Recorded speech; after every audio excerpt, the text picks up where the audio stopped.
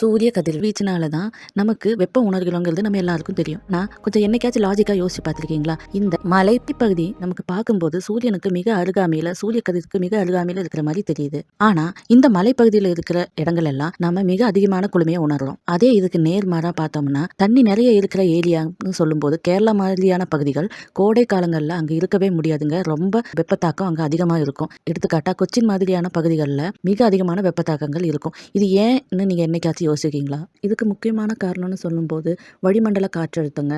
அதாவது atmospheric pressure. இதை நான் புரியுற மாதிரி சொல்றேன். அதாவது நம்ம தரைப்பகுதியிலிருந்து காற்றழுத்தம் மேல் நோக்கி செல்ல செல்ல அதோட டென்சிட்டி அடர்த்தி வந்து குறைந்துட்டே இருக்கும். அதாவது தரைப்பகுதியில் அதிகமான காற்றழுத்தமும் அதே மழைப்பகுதி மாதிரியான இடங்களில் குறைந்த காற்றழுத்தம் இருக்கும். இதுதான் காரணம் சொல்ல முடியாது. இது ஒன் ஆஃப் த ரீசன் நம்ம சொல்லிக்கலாம்.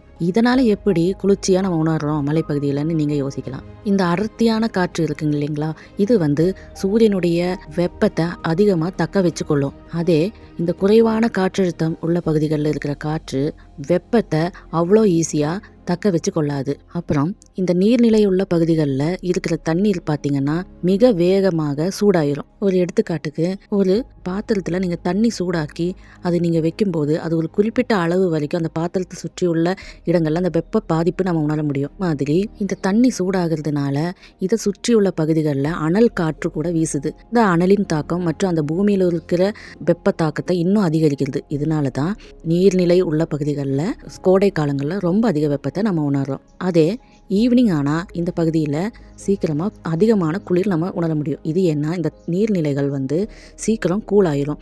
கூலானதும் இதிலிருந்து ஒரு குளிர்ந்த காற்று வீசும். இது வந்து மேலும் தரைப்பகுதியை குளிர்ச்சியாக வச்சுக்கும். மேலும் மலைப்பகுதிகளில் அதிகமான நீர்நிலைகள் பார்க்க முடியாது. அதே தரைப்பகுதிகளில் தான் அதிகமான கடல் மற்றும் நீர்நிலைகள் பார்க்க முடியுது. இது ஒரு காரணத்தினால கூட மலைப்பகுதிகளில் அதிகமான வெப்பத்தை வந்து உணர முடிகிறது இல்லை. இதை நம்ம சுருக்கமாக பார்க்கணும்னா, அதிக காற்றழுத்த பகுதிகளான தரைப்பகுதி சூரியனால சீக்கிரமா சூடாகுது. இந்த தரைப்பகுதியோடு சேர்ந்துள்ள நீர்நிலைகளும் சீக்கிரமா சூரிய வெப்பத்தினால சூடாகுது. இது வெப்பத்தை அதிகமாக்குற வேலையை செய்யுது. மேலும் மலைப்பகுதிகளில் அதிக நீர்நிலைகள் இல்லாததுனாலையும் குறைவான காற்றழுத்தம் உள்ளதுனால அந்த பகுதி சூரியனால வெப்பத்தை கிரகிக்கிறது இல்லை. இதனால மலைப்பகுதிகள் எப்போதுமே குளுமையா